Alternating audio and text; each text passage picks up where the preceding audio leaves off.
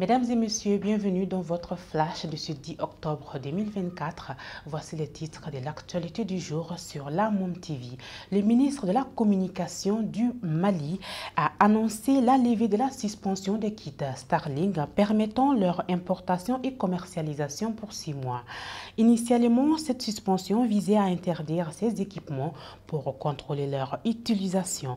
Malgré l'interdiction, de nombreux kits continuent de fonctionner. Cette nouvelle autorisation vise à établir un cadre réglementaire et à créer une plateforme d'enregistrement des utilisateurs, afin de garantir un contrôle adéquat et sécurisé des technologies de communication dans le pays.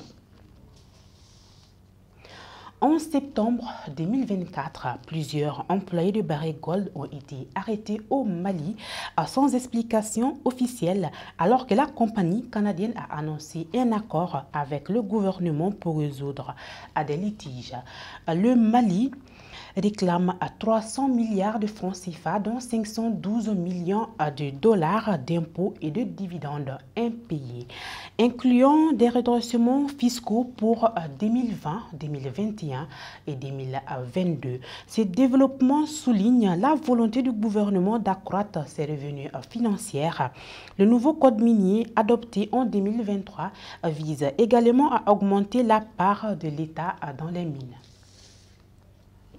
Procès de détournement impliquant d'anciens ministres et officiers maliens jugés pour l'achat d'équipements militaires et d'un avion présidentiel en 2014 sous le régime d'Ibrahim Boubacar Keïta a été renvoyé à Sénédi selon une source judiciaire à l'AFP.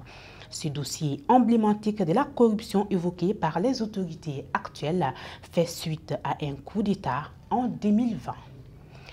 Les accusations concernant un avion acheté pour près de 40 millions de dollars sans appel d'offres entraînant des sanctions financières pour le Mali. Des figures clés dont l'ex-premier ministre Soumaïla Boubé Maïga, décédé en prison, sont en détention. Le commissariat de police de Niamakoro, sous la direction du commissaire principal Boubacar Doumbouya, a interpellé ce 2 octobre 2024 3 présumés auteurs d'agression. Cette opération s'inscrit dans le cadre des directives de tolérance zéro pour les délinquants et les ennemis de la paix et de l'ordre public, émis par le directeur général, le commissaire général de brigade Souleymane Traoré.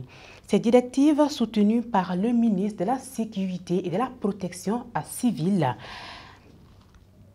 demeurent l'ultime conviction des policiers qui sont résolument engagés à endiguer la criminalité sous toutes ses formes. Au Mali, plus de 264 000 personnes ont été touchées par les catastrophes naturelles, dont des inondations et des effondrements en raison du changement climatique. Cette semaine, le comité interministériel de gestion des crises, présidé par le Premier ministre Choguel Kokala Maïga, a évalué la situation alarmante entre le 1er et le 7 octobre 2024. Cette inondations et effondrements ont été signalés, entraînant 77 décès et 148 blessés. De plus, 128 écoles servent d'abri temporaire et la rentrée scolaire initialement prévue pour le 1er octobre a été reportée au 4 novembre. Ceci met fin à ce flash. Merci de nous avoir suivis.